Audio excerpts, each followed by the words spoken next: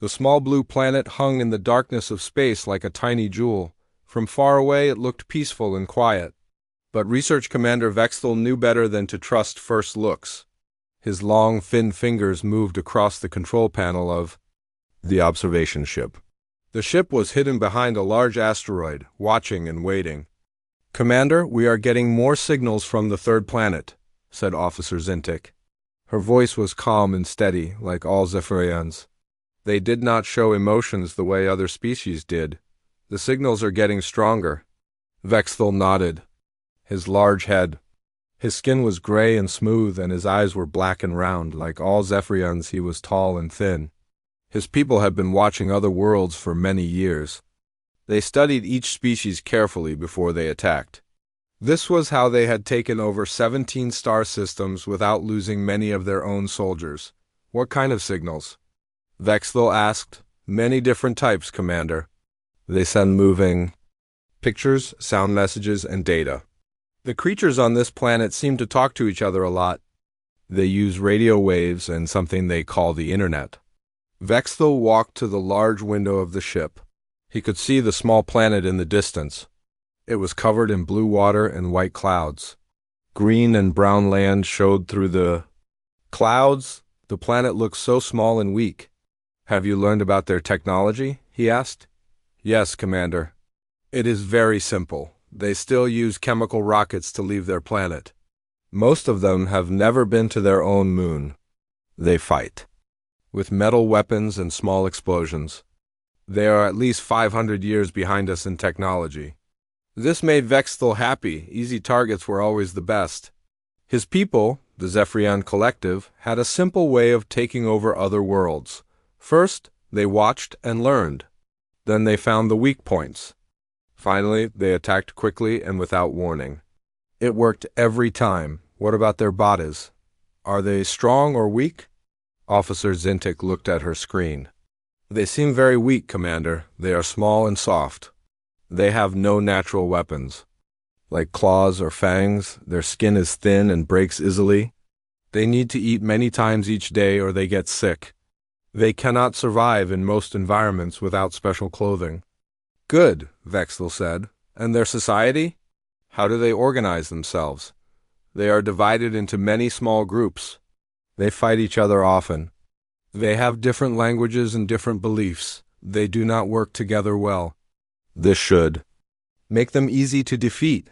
Vexthel was pleased. This planet, which the creatures called Earth, would be their easiest conquest yet. The creatures called themselves humans, and they seemed to have no idea that anyone was watching them. "Commander," said another officer, "we are picking up something interesting. The humans are sending out signals into space.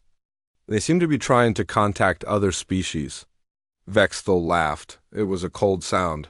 "They want to meet aliens? How foolish. Set up the full observation protocol.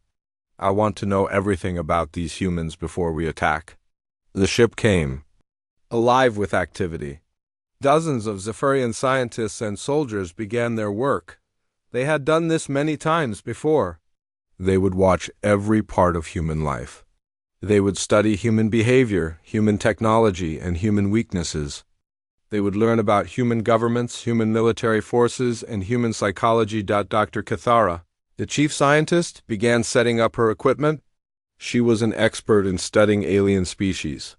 Her job was to find the breaking points of any species they wanted to conquer. "Commander," she said, "I will need several weeks to complete my analysis. The humans seem to have many different types of behavior. They are more complex than most species we have studied. Take all the time you need, Doctor. I want a complete report.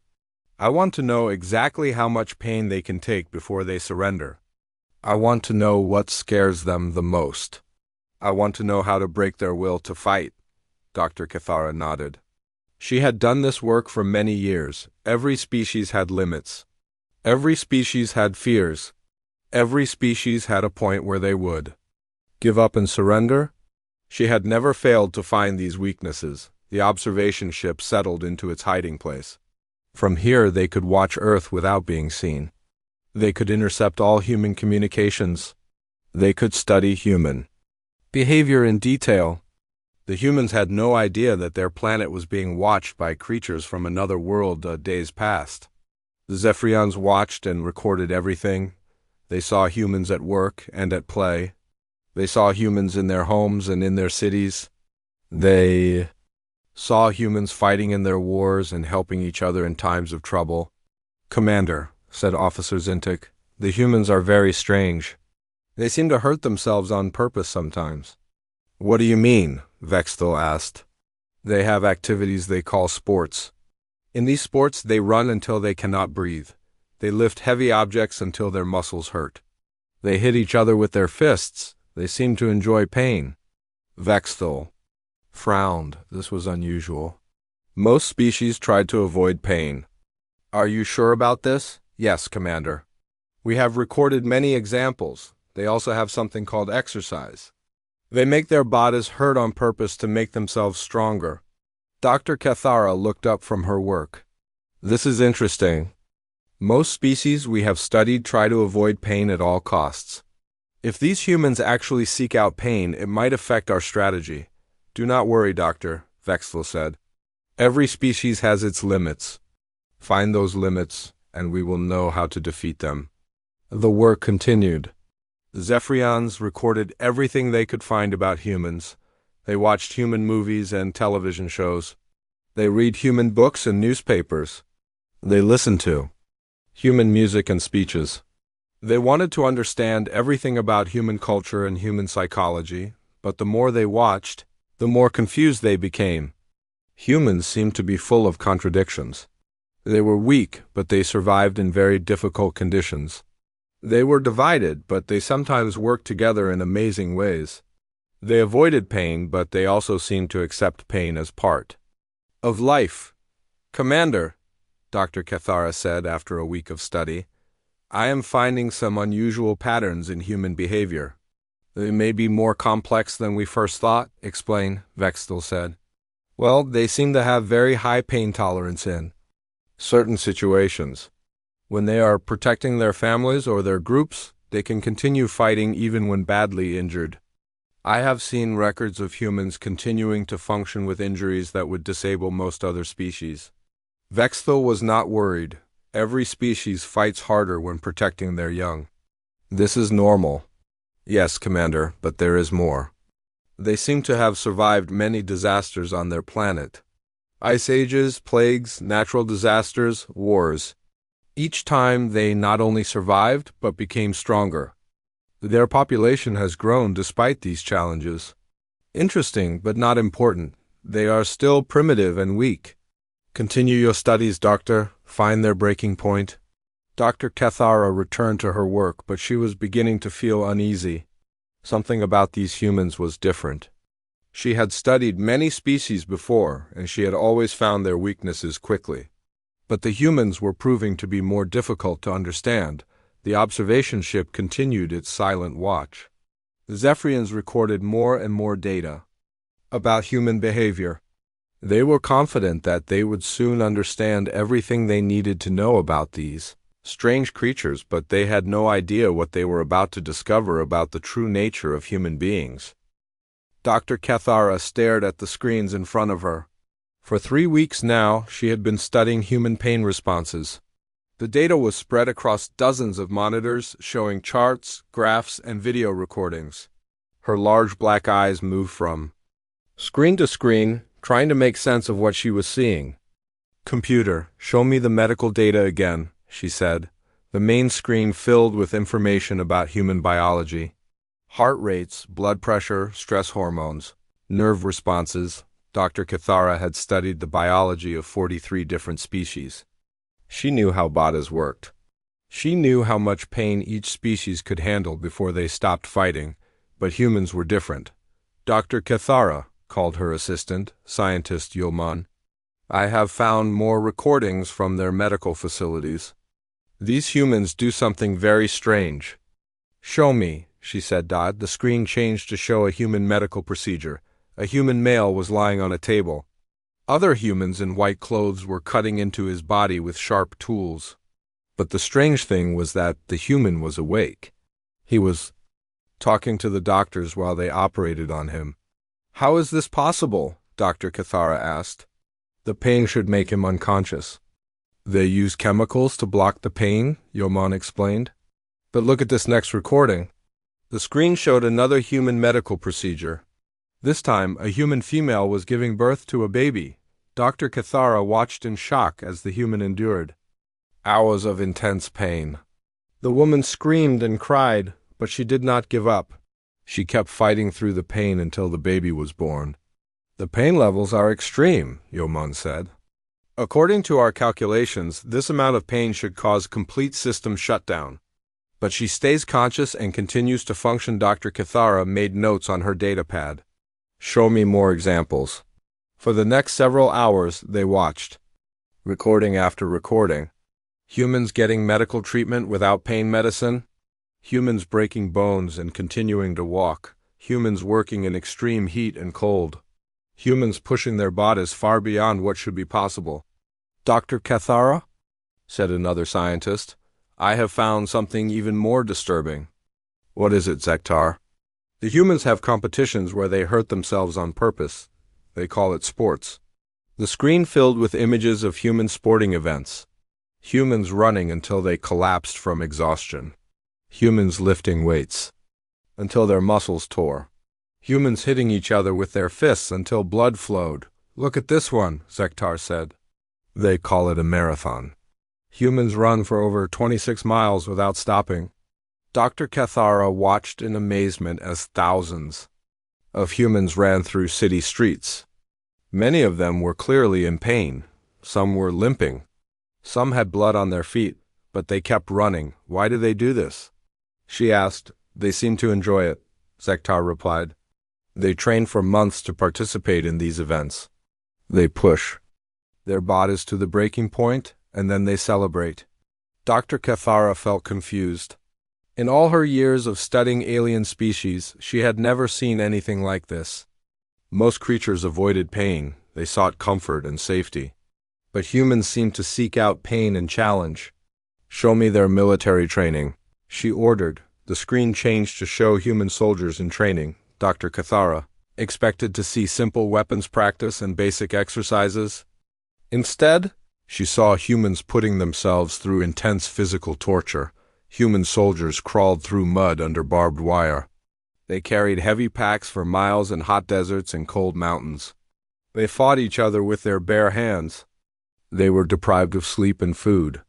They were shouted at and insulted by their trainers, but the most shocking thing was that the humans volunteered for this treatment. They actually wanted to be soldiers. They competed to get into the most difficult training programs. "Computer, analyze the stress levels in these soldiers," Dr. Cathara said. The computer processed the data. "Stress hormone levels are extremely high. Heart rates are elevated. Muscle damage is significant. According to Zephyrian standards, these subjects should be requesting immediate medical evacuation. But they do not," Dr. Cathara observed. "They continue with their training." She watched more recordings of human military training. Soldiers jumping out of flying aircraft with only pieces of cloth to slow their fall. Soldiers diving into freezing water and swimming for miles. Soldiers fighting in simulated battles while exhausted and hungry. "Dr. Cathara," called Yeoman, "I have found their historical military records. You need to see this." The screen filled with information about human wars throughout history. Dr. Cathara expected to see quick victories by the strongest armies. Instead, she saw something that made no sense. Humans fought wars that lasted for years. They fought in conditions that should have killed them. They fought in freezing snow and burning deserts. They fought while sick and wounded. They fought even when they had no chance of winning. "Look at this battle," Yeoman said. 300 human soldiers fought against thousands of enemies. They knew they would die, but they fought anyway. "That makes no tactical sense, Doctor," Cathara said. "Why would they not retreat? They seem to have something they call honor and duty. They would rather die than give up." Dr. Cathara studied more historical records. She found humans fighting in terrible conditions again and again. Soldiers with no food continuing to fight. Wounded soldiers refusing to leave the battlefield. Entire armies fighting to the last person. Show me their individual pain tolerance, she ordered. The computer brought up medical studies done by humans themselves. Dr. Cathara was amazed to see that humans had actually studied their own pain responses. They had charts and graphs showing how much pain different humans could handle, but the data made no sense. Some humans could handle pain that would kill other species. Some humans seemed to actually get stronger when they were in pain. Some humans could function normally with injuries that should have been fatal. Computer, compare human pain tolerance to other species we have conquered. The comparison appeared on screen. Dr. Cathara stared at it in shock. Humans could handle 3 to 5 times more pain than any other species they had encountered. And unlike other species, humans seemed to get more determined when they were hurt, not less. This cannot be correct, she said. Run the analysis. Again, the computer processed the data again. The results were the same. Dr. Cathara, said Zektar, I have found more disturbing information. The humans have something they call extreme sports. The screen showed humans jumping off cliffs with ropes tied to their feet. Humans climbing mountains with their bare hands. Humans riding down snowy hills at dangerous speeds. Humans swimming with deadly sea creatures. They do these activities for fun, Zektar explained. They pay money to put themselves in danger. Dr. Cathara watched in horror as humans threw themselves into situation after situation that should have killed them. They seemed to enjoy the fear and the pain. They laughed and smiled while doing things that would terrify any sensible creature. Show me their work environments, she said. The screen filled with images of human jobs. Humans working in coal mines deep underground. Humans working on tall buildings hundreds of feet in the air. Humans working with dangerous chemicals and radioactive materials. Humans working in extreme heat and cold. They work in conditions that would be considered torture by most species, Yeoman observed, and they do it every day for years. Dr. Cathara made more notes. She was beginning to realize that her initial assessment of humans had been completely wrong. These were not weak creatures who would surrender at the first sign of pain. These were creatures who seemed to thrive on challenge and hardship. Computer, show me human responses to natural disasters. The screen showed recordings of earthquakes, floods, fires, and storms on Earth. Dr. Cathara expected to see humans fleeing in panic. Instead, she saw humans running toward the danger. They rescued each other from burning buildings. They pulled each other from floodwaters. They dug through rubble with their bare hands to save trapped people. They risked their own lives to save others, she said quietly. Even strangers? Yes, Yeoman replied. And they do it without being ordered to. They volunteer. Dr. Cathara felt something she had never experienced before. It was not quite fear, but it was close. She was beginning to understand that humans were unlike any species she had ever studied. They did not respond to pain and hardship the way other creatures did. Continue monitoring, she told her team. I need more data. But deep inside, Dr. Cathara was starting to worry. If humans were this tough in their normal daily lives, what would they be like in an actual war? What would they be like when they were truly fighting for their survival? She had a feeling she did not want to know the answer to that question. Dr. Cathara had not slept in 2 days. Her black eyes were tired and her hands shook as she held her datapad. The screens around her showed more and more evidence of something that should not exist. Humans who did impossible things. Humans who survived what should have killed them. Doctor, said Commander Vexthal as he entered the research lab, I need your report. The High Command is asking when we will be ready to attack. Dr. Cathara looked up at her commander. Her voice was quiet when she spoke.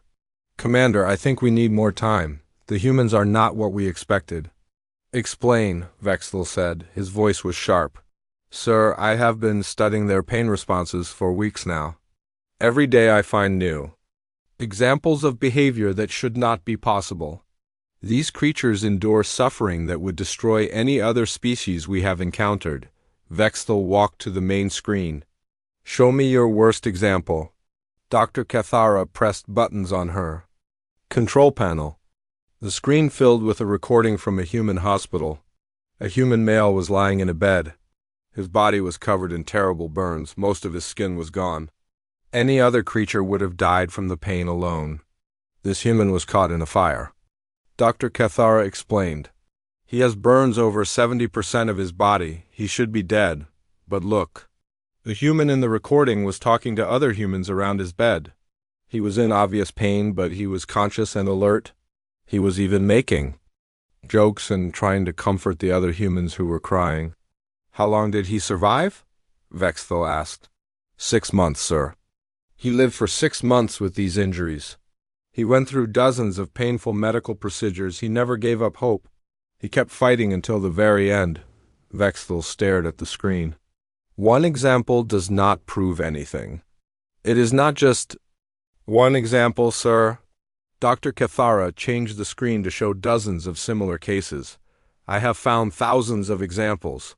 Humans who survived diseases that should have killed them. Humans who lived through accidents that destroyed their bodies. Humans who kept functioning with injuries that would stop any other creature. She showed him recordings of humans who had lost arms and legs but learned to walk again. Humans who were paralyzed but found ways to continue living full lives. Humans who were blind or deaf but adapted and overcame their disabilities. Look at this one, Dr. Cathara said. The screen showed a human female who had no arms. But she was using her feet to paint beautiful pictures. She was born without arms, but she refused to give up. She taught herself to use her feet like hands.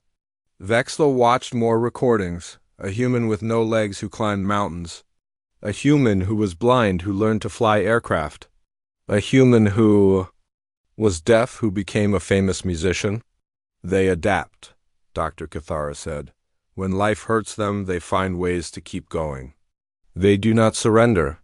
Show me their responses to group suffering. Vexthel ordered. Dr. Cathara brought up historical records of human disasters, cities destroyed by earthquakes, countries hit by terrible storms, populations struck by deadly diseases. This is interesting. Sir, when disaster strikes, most species scatter and try to save themselves individually, but humans do something different. The screen showed recordings of humans helping each other during disasters. After earthquakes, humans dug through rubble for days to find survivors. During floods, humans risked their lives to save strangers. When diseases spread, human doctors and nurses stayed to help even when they knew they might die. They become stronger as a group when they suffer, Dr. Cathara explained. Pain brings them together instead of driving them apart.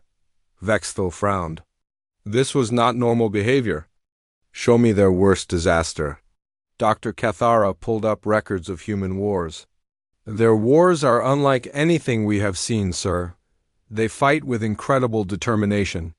They refuse to surrender even when defeat is certain. The screen showed battles from human history. Soldiers fighting in terrible conditions. Cities under siege for months or years.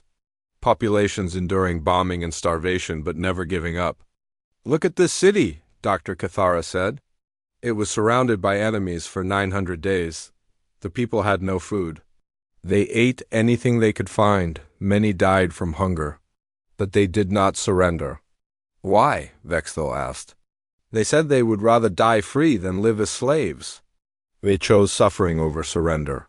Vexthel watched more examples. Humans fighting in frozen winters with no warm clothes.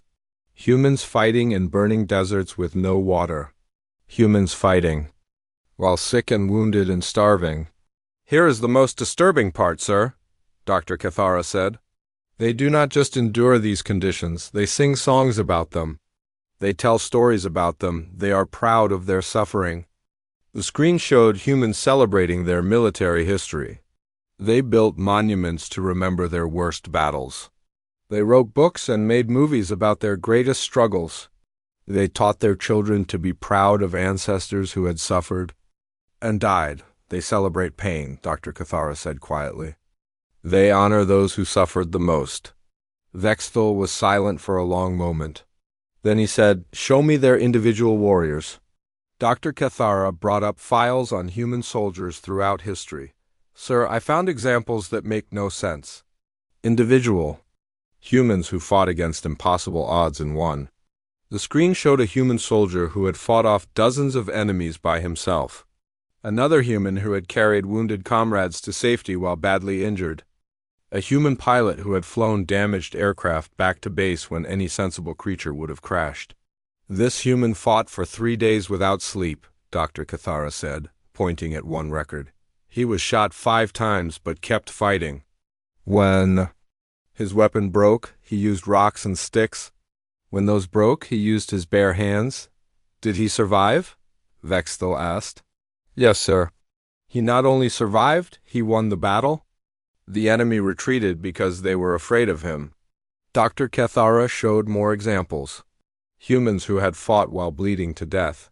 Humans who had continued missions after losing limbs. Humans who had saved others while dying themselves. "Commander," she said, "I am beginning to think that pain does not weaken humans, it makes them more dangerous." "Explain." "When humans are hurt, they do not become more careful. They become more aggressive. When they are threatened, they do not look for escape. They look for ways to fight back. When they are in pain, they do not give up. They get angry." The screen showed recordings of humans in extreme situations. Parents lifting cars to save their children. Ordinary people fighting off attackers much larger than themselves. Weak-looking humans performing feats of incredible strength when their families were threatened. "Look at this recording, sir. This human female weighs perhaps 100 pounds. But when someone threatened her child, she fought off 3 attackers who were each twice her size." Vexthel watched as the small human female fought like a wild animal to protect her offspring. She used everything around her as a weapon. She ignored her own injuries. She fought until the attackers ran away. "How is this possible?" he asked. "They have something called adrenaline, sir. When they are threatened or in pain, their bodies produce chemicals that make them stronger and faster. But more than that, they seem to have a mental switch that turns them from normal creatures into something else entirely." Dr. Cathara brought up more examples. Humans rescuing people from burning buildings, humans fighting off dangerous animals, humans surviving in the wilderness for weeks with no supplies. "They do not just survive, sir.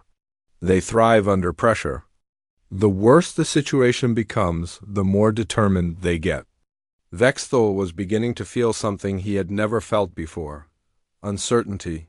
In all the worlds they had conquered, the pattern had been the same. Study the species. Find their weaknesses. Apply pressure until they surrender? But humans seemed to have no breaking point. "Doctor, what would happen if we invaded their world?" Dr. Cathara looked at her screens full of data. She thought about everything she had learned about humans. Their endurance, their determination, their refusal to give up, their ability to become stronger when hurt. "Sir, I believe an invasion would be a mistake." "Why?" "Because humans have spent their entire existence learning to fight and survive in conditions that would kill most other species. Their whole planet is a training ground for warfare. Hot deserts, frozen poles, dangerous storms, deadly diseases, wild animals, natural disasters. They have survived everything their world could throw at them." She paused and looked at the commander. "If we attack them, we would not be fighting a peaceful species that has never known real war. We would be fighting creatures who have been practicing for war their entire lives without even knowing it." Vexthel stared at the screens showing human after human performing impossible feats of endurance and determination. For the first time in his military career, he was not sure victory was possible. "Continue your research, Doctor," he said quietly. "I need to know everything." But as he walked away, Vexthel was already beginning to wonder if some species were meant to be left alone. Dr. Cathara had been awake for 4 days straight. Her research team worked around her in silence. The air in the lab felt heavy with fear. None of them spoke about what they were discovering, but they all felt it. Something was very wrong with their understanding of humans. "Doctor," whispered scientist Yilman, "I have found their historical records. The complete files, you need to see this immediately. Dr. Cathara moved to Yulman's station. Her legs felt weak. She had been drinking stimulants to stay awake, but her body was starting to fail. Still, she forced herself to focus on the screen. "Show me," she said. The screen filled with information about Earth's history. At first it looked normal. A planet. With changing weather, different types of land, oceans and mountains and forests. But as Dr. Cathara read more, she began to understand something terrible. "Yulman, this cannot be correct. Check the data again." "I have checked it 17 times. "Doctor, the information is accurate." Dr. Cathara stared at the screen.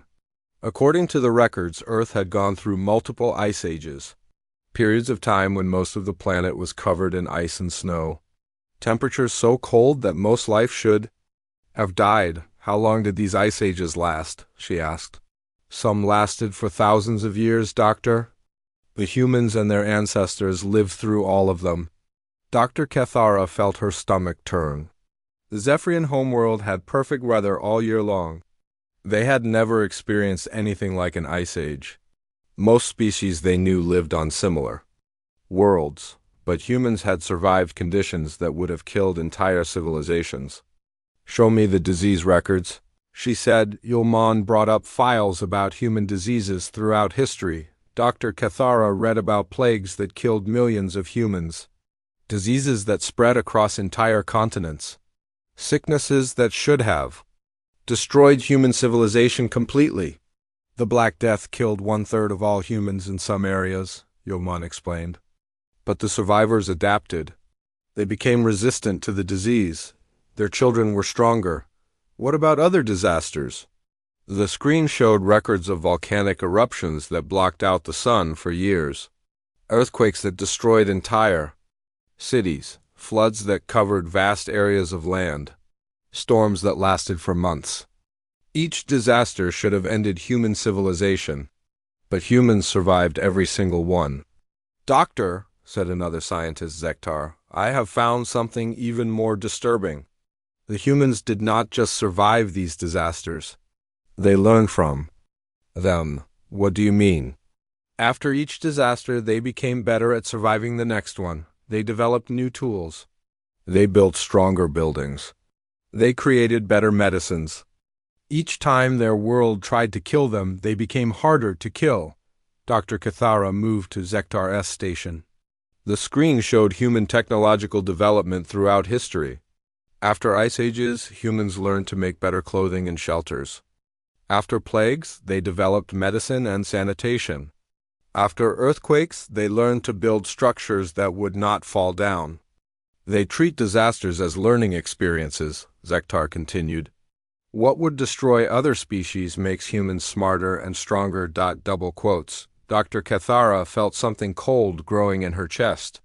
"Show me their population growth." The screen displayed a graph of human population over time. Despite ice ages, plagues, wars, and natural disasters, the human population kept growing.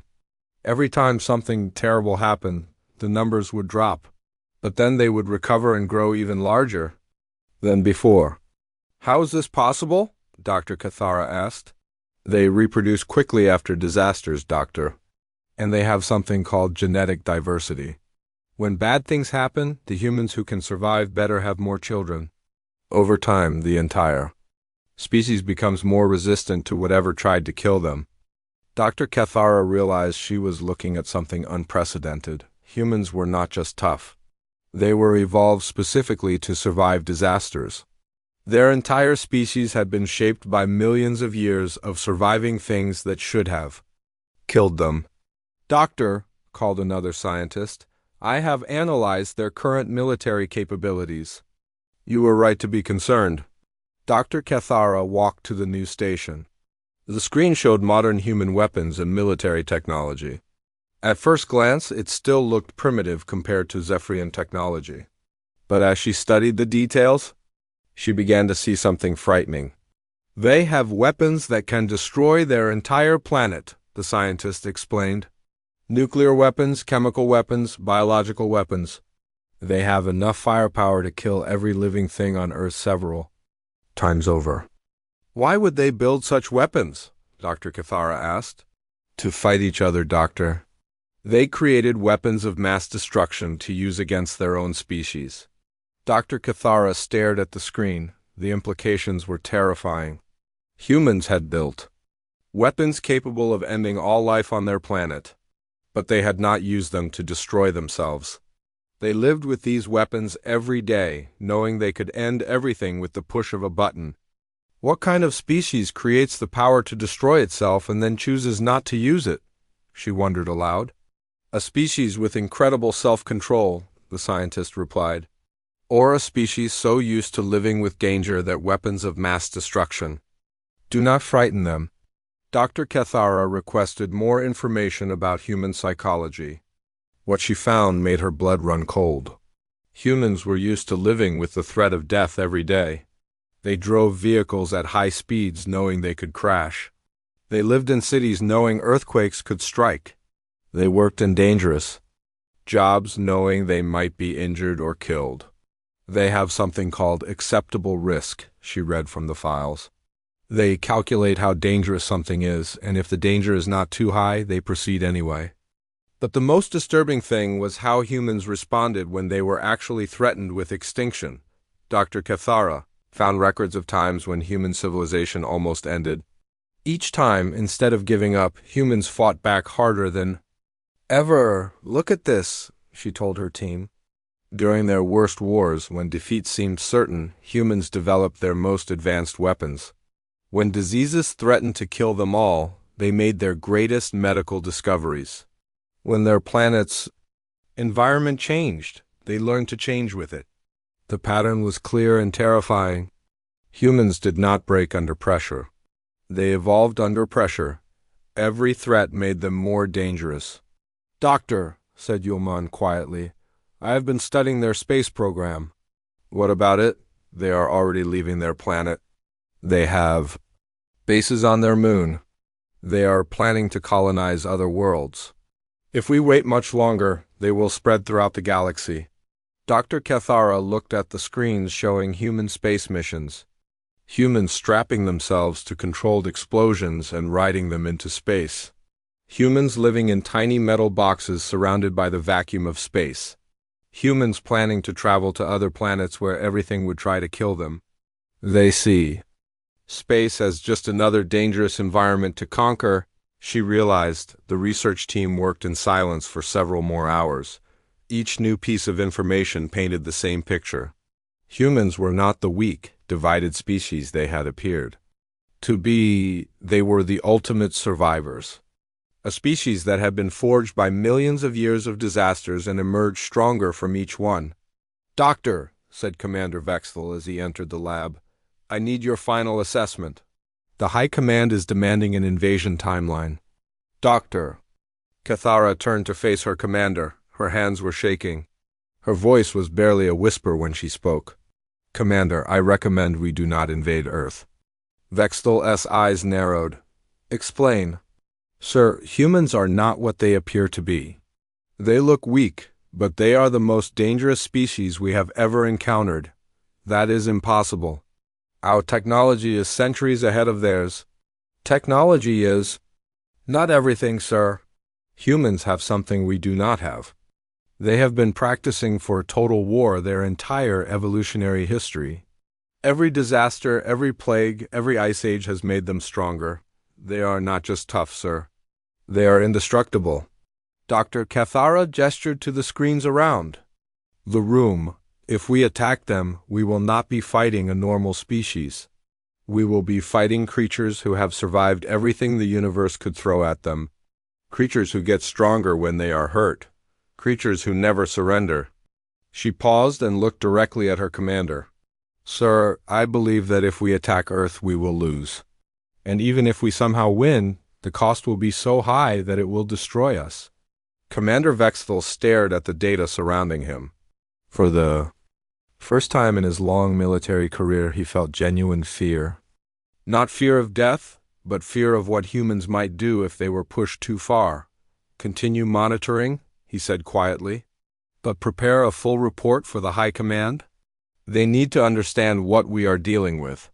As Vexthal left the lab, Dr. Kethara returned to her screens. But she already knew what her recommendation would be.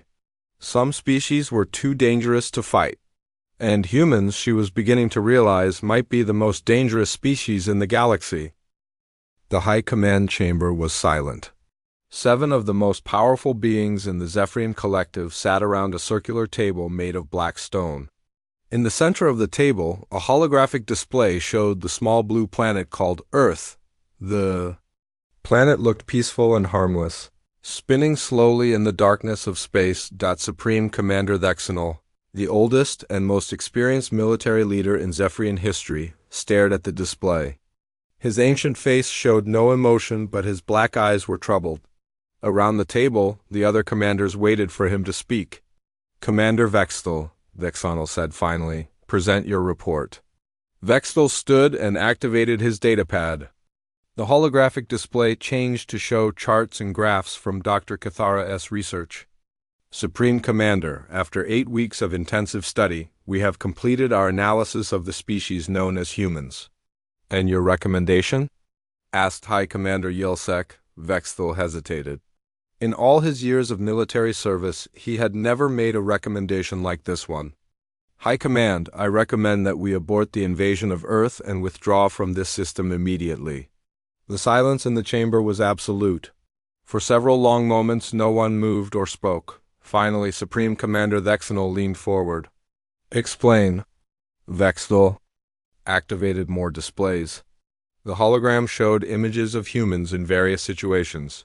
Humans fighting, humans surviving disasters, humans enduring impossible hardships. "Supreme Commander, our initial assessment was incorrect. Humans are not the weak, primitive species we believe them to be. They are, without question, the most dangerous species we have ever encountered." That is impossible," said High Commander. "Zaltik, their technology is centuries behind ours. Their weapons are primitive. Their ships cannot even leave their own star system effectively. Technology is not their strength," Vexthal replied. "Their strength is something else entirely. Something we have never seen before." He activated new images. "Humans have evolved on a planet that has tried to kill them for millions of years. Ice ages, plagues, natural disasters, predatory animals, climate changes. Each challenge should have destroyed them. Instead, each challenge made them stronger. The display showed human history. Civilizations rising and falling, disasters striking again and again. But always, humans survived and rebuilt. They do not just survive disasters." Vexthal continued. "They learn from them, they adapt. They become more resistant to whatever hurt them. Over millions of years, they have become impossible to destroy." Supreme Commander Thexanol studied the data. "What is their pain tolerance? Beyond measurement, Supreme Commander?" "They routinely function at pain levels that would kill most other species. More importantly, pain does not weaken them. It makes them more dangerous." Vexthal showed videos of humans in extreme situations. Soldiers fighting while badly wounded. Parents lifting impossible weights to save their children. Ordinary people performing extraordinary feats when threatened. When humans are hurt or threatened, they do not surrender. They become aggressive. They fight harder. They refuse to give up even when death is certain. High Commander Yilsek looked skeptical. "Surely they have limits." "Every species has a breaking point. We could not find one," Vexthal admitted. Dr. Kethara studied thousands of examples. Humans who survived things that should have been impossible. The worse their situation became, the more determined they became. He showed more examples. Humans fighting against overwhelming odds. Humans surviving in deadly environments. Humans sacrificing themselves to save others. "There is more," Vexthal said. "Humans have something we call the rage factor. When they are pushed too far, when their families or communities are threatened, they undergo a psychological transformation. They stop thinking about their own survival and focus only on destroying whatever threatens them." The display showed humans in combat throughout history. Berserker warriors who fought without fear of death. Mothers who fought off multiple attackers to protect their children. Soldiers who continued fighting even while dying. They become something beyond rational thought, Vexthal explained. In this state, they are capable of anything. They will use any weapon, endure any pain, make any sacrifice to destroy their enemies. Supreme Commander Vexenol was silent for a long moment. Then he asked, what would happen if we invaded their world? Vexthal took a deep breath. Based on our analysis, we believe that invading Earth would be the greatest military disaster in Zephyrian history, explain.